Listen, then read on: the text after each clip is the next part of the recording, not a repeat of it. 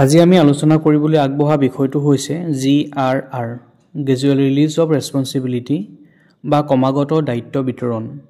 প্ৰথমে চাওঁ আহা GRR বা গ্ৰেজুৱেল ৰিলিজ অফ ৰেছপন্সিবিলিটি বা ক্ৰমাগত দায়িত্ব বিতৰণ বুলিলে আমি কি বুজো। GRR হৈছে এটা শিক্ষণ পদ্ধতি বা কিছুমান নিৰ্দেশনা যাৰ যোগেদি ছাত্ৰ-ছাত্ৰীসকলে যাতে কোনো এটা বিষয় স্বাধীনভাৱে শিকিব পাৰে বা ছাত্ৰ-ছাত্ৰীসকলক কোনো বিষয় এটা স্বাধীনভাৱে শিকাৰ ক্ষেত্ৰত সহায় কৰা হয়।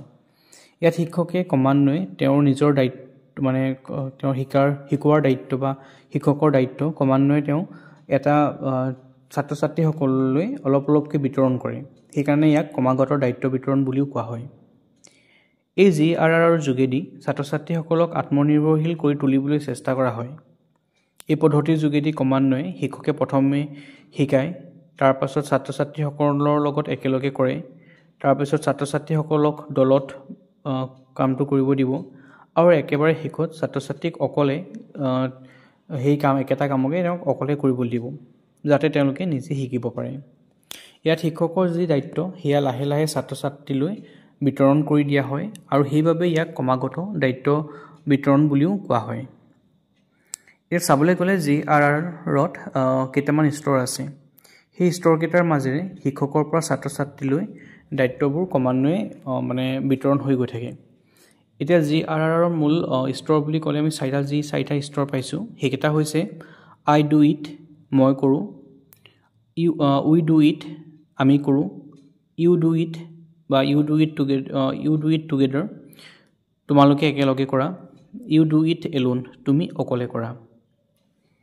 এতিয়া চাওঁ GRRত যিকেইটা স্তৰৰ বিষয়ে আমি পাইছিলোঁ সেই স্তৰবিলাক এটা এটাকৈ কি হয়। প্ৰথমটো হৈছে I do মই কৰোঁ। ইয়াত শিক্ষকে কোনো এটা ধাৰণা দিয়াৰ ক্ষেত্ৰত বা কোনো এটা সমস্যা সমাধান কৰাৰ ক্ষেত্ৰত প্ৰথমে তেওঁ নিজে কৰি দেখুৱায়। ইয়াত শিক্ষকজনেহে এক্টিভ ৰোল প্লে কৰিব আৰু ছাত্ৰ-ছাত্ৰীসকলে শিক্ষকক লক্ষ্য কৰিব। শিক্ষকে প্ৰথমে এইটো স্তৰত কোনো এটা কাৰ্য বা কোনো এটা সমস্যা সমাধান কৰি পিনি ছাত্ৰ-ছাত্ৰীক দেখুৱাব আৰু ছাত্ৰ-ছাত্ৰীসকলে শিক্ষকক বা শিক্ষকে কৰা কামবোৰ লক্ষ্য কৰি যাব। ইয়াৰ পাছৰটো স্তৰ হ'ল we do আমি কৰোঁ। ইয়াত আমি শব্দটোৰ যোগেদি শিক্ষক আৰু শিক্ষাৰ্থী দুয়োকে বুজোৱা হৈছে।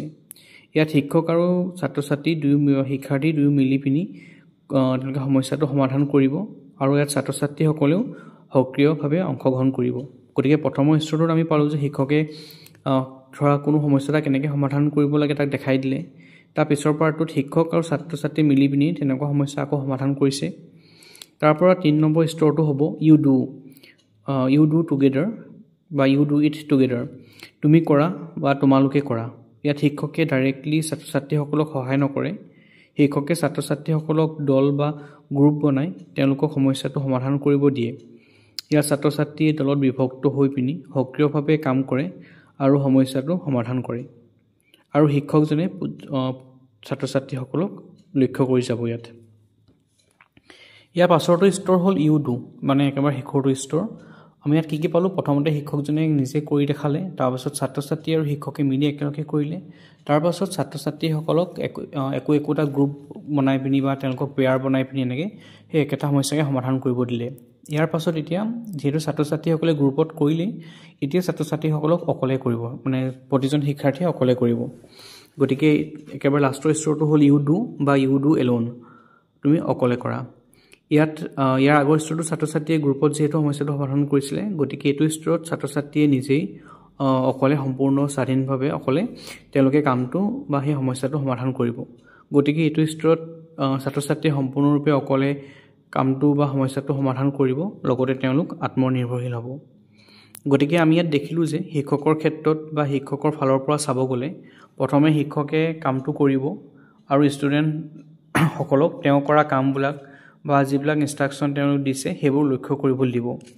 তাৰপাছত শিক্ষকে ষ্টুডেণ্টৰ লগত মিলি পিনি কামটো কৰিব আৰু শিক্ষকে প্ৰয়োজন অনুসৰি তাত তেওঁলোকক গাইড কৰি যাব।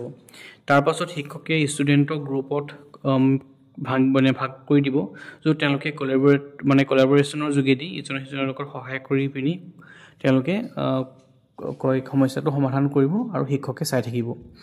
আৰু একেবাৰে শেষত ষ্টুডেণ্টক অকলে বা ইণ্ডিপেণ্ডেণ্টভাৱে কামটো কৰিব দিব বা ষ্টুডেণ্ট এজনে অকলে অকলে কামটো কৰিব গতিকে ইয়াত শিক্ষকে গতিকে দেখা গ'ল যে ইয়াত এনেকৈ শিক্ষকে নিজৰ দায়িত্ববিলাক বিতৰণ কৰি পিনি ক্ৰমান্বয়ে ধৰা নিজৰ দায়িত্ববিলাক অলপ অলপকৈ এনেকৈ বিতৰণ কৰি গৈ থাকিব আৰু ষ্টুডেণ্টৰ দায়িত্ববিলাক লাহে লাহে বাঢ়ি যাব